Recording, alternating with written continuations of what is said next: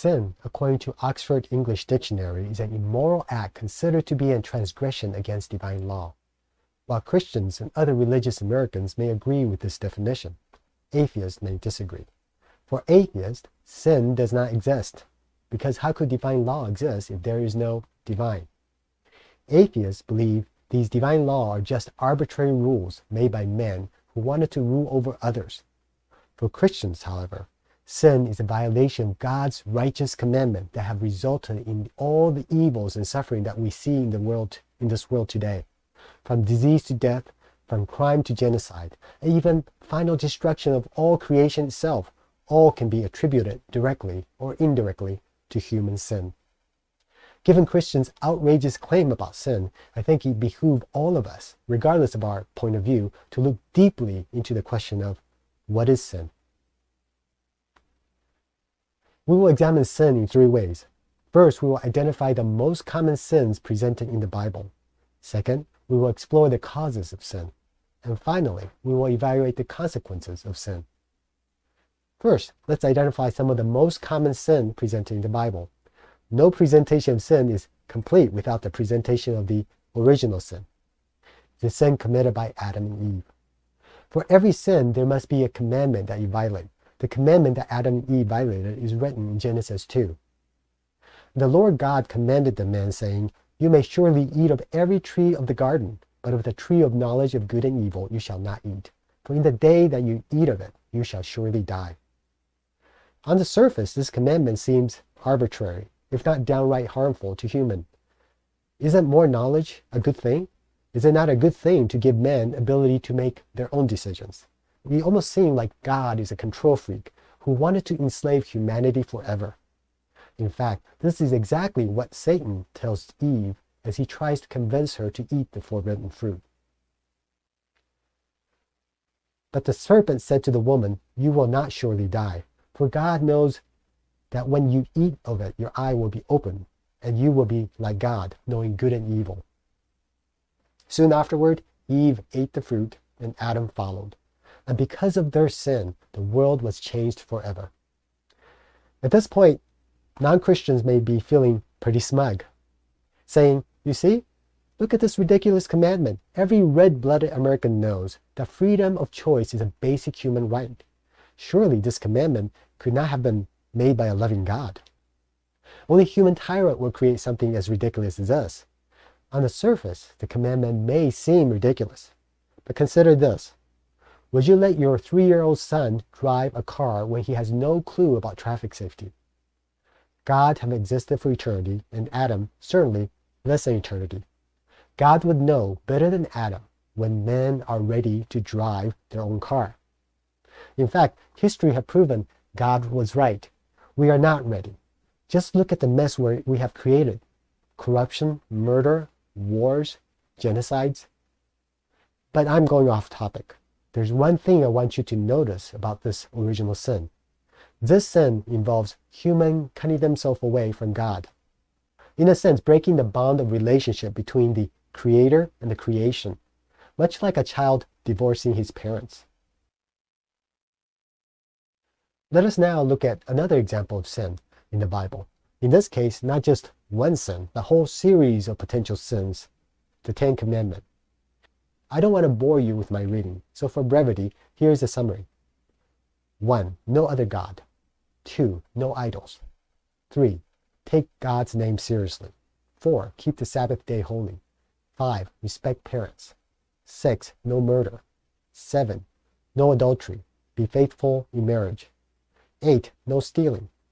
9. No lying to harm your neighbor. And 10. No coveting. While 10 Commandments is certainly shorter than 613 commandments that Jewish scholars extracted from the Old Testament, it is still a long list. How do we narrow it down to the essentials? Luckily, Jesus did it for us in Matthew 22, 35 through 39. A lawyer asked him a question to test him. "Teacher, which is a great commandment in the law?"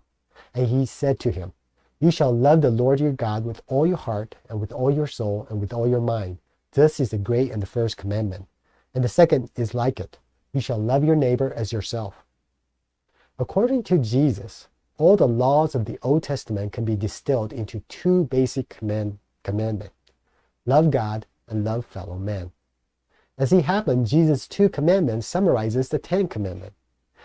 10 commandment, law 1 through 4 tell us to love God, and the law 5 through 10 tell us to love our fellow man. Furthermore, Jesus said, and the second is like it, or like the first, implying that these two commandments are actually the same. In other words, God's commandment to mankind is simply love. This importance of love is also supported by Apostle Paul in his famous treatise of love in 1 Corinthians 13. For brevity, I have only included the passage that support my point. If I speak in tongues of men and of angels but have not love, I am a noisy gong or clanging cymbal. And if I have prophetic powers and understand all mysteries and all knowledge, and if I have all faith so as to remove mountains but have not love, I am nothing. If I give away all I have, and if I deliver up my body to be burned but have not love, I gain nothing. To summarize, without love, we are nothing. So all the sins committed by every human from dawn of time to modern era is actually just one sin. It is the sin of not loving. Before we move on, we need to define the word love. The word love has been overused and abused in our culture, where it has different meaning for different people. To clarify what love means to Christians, let us read the following passage where Jesus explains love to his followers. This is my commandment, that you love one another as I have loved you. Greater love has no one than this, that someone lays down his life for his friends. From a Christian perspective, love is not about possessing someone. Love is about willingness to sacrifice your own time, money, effort, or even life for what is best for the person you love. Love is not just a state of mind. Love is an action verb that achieves a result, creating and strengthening relationships. Now we can finally understand the sin of Adam and Eve. How did Adam and Eve not love? God created them and loved and cared for them like a mother. But how did we respond to God's love? They divorced him.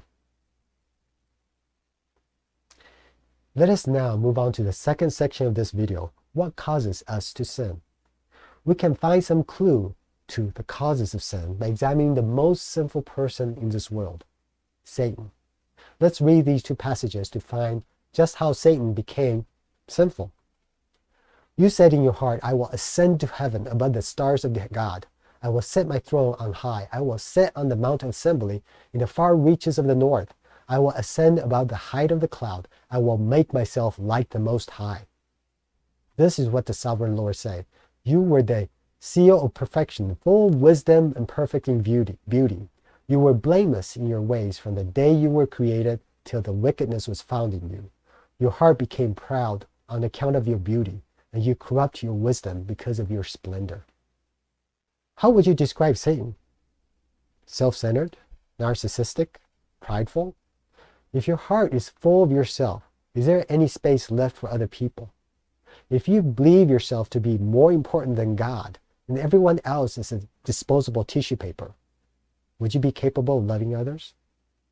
It would seem the greater one's self-centeredness and pride, less one is able to love, and thus more sinful one becomes. It is not hard to see why Satan would be sinful and unloving. But what about us? Certainly we are not that bad, right? Just how self-centered are we? Let's find out. Within the last 24 hours, what percentage of our waking hour were spent on ourselves, on our loved ones? Is it 80 to 20? How about the percentage of hour for God? After all, we are commanded to love God with all our heart, soul, and mind. How about percentage of hour loving our neighbor? Is it 50%? After all, we are commanded to love our neighbors at least as much as we love ourselves. How about percentage of hour loving our enemies? Jesus did say, love your enemies and pray for those who persecute you. Let's consider our pride. How do you feel when someone ignores you? How do you feel when someone accuses you falsely? How about those people who persecuted you? Do you easily forgive other people who wronged you, or do you hold grudges? Are you willing to forgive everything that your spouse have ever done to you? According to Jesus, if you are angry at someone, you have committed murder. And that if you do not forgive others, your Father in heaven will not forgive you. For men out there, are you treating the opposite sex with full respect? Or are you secretly goggling them as the object of your lust? Jesus said, you have already committed sin and adultery in your heart when you lust after a woman with your eye. Finally, Jesus said, you must be perfect as your heavenly Father is perfect. Can any of us claim that we are as perfect as God? Given God's strict command to love, are any of us sinless? No, with the exception of God the Son himself, every human from dawn of time to present have been sinful. This leads to the final section.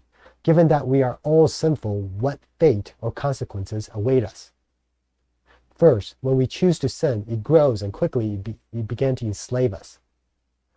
Jesus said to them, truly, truly, I say to you, everyone who commits sin is a slave to sin.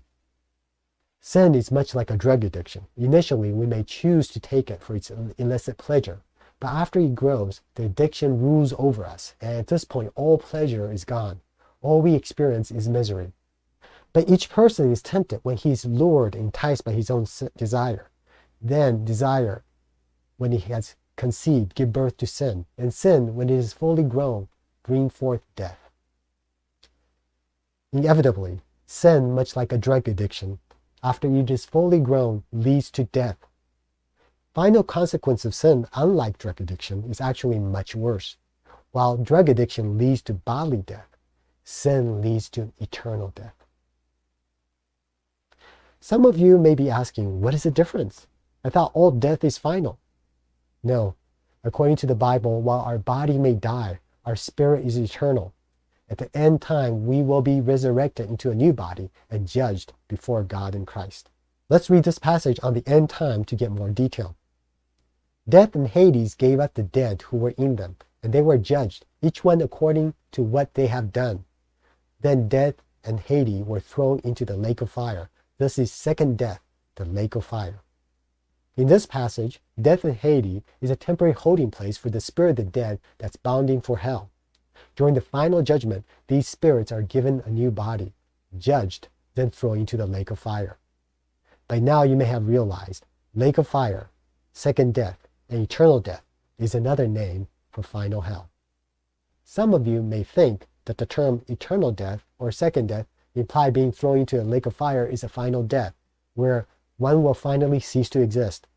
Unfortunately, this is not the case. There are many passages that seem to suggest that spirit in hell continue to exist. Many of you at this point may say, why is God so harsh? I'm not a horrible sinner like Satan. Why would loving God send me to hell to suffer for eternity just for a few small sins? In a way, God is not the one condemning us to hell, but rather hell is a final result of the natural progression of our sin. As I have explained before, sin is lack of love and sin grows. Without love, we break relationship with each other and with God. Without love, we often hold grudges and hate people who have wronged us. All of this drive us into isolation, joylessness, anger, hate, and frustration. Is it any wonder that Jesus described hell as being in the outer darkness, in isolation, or being in fire, in anger and hate, where there's weeping and gnashing of teeth, joylessness and frustration? But the worst part of hell is not only that we are separated from fellow men, but being eternally separated from God. Do you remember how Adam and Eve divorced God? That is called the original sin. That sin has passed down through the whole human race. We are all eternally separated from God unless we accept God's marriage proposal and marry God. What is the consequence of being eternally separated from God? Well, continuing with the marriage analogy, God is the husband and we are the wives.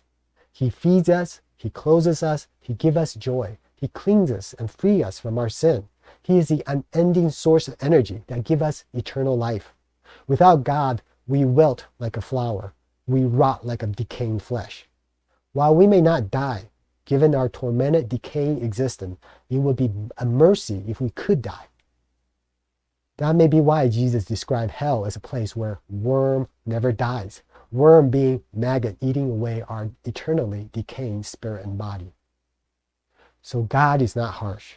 God loves us and wants to rescue us from an eternal death, the final consequence of our sin.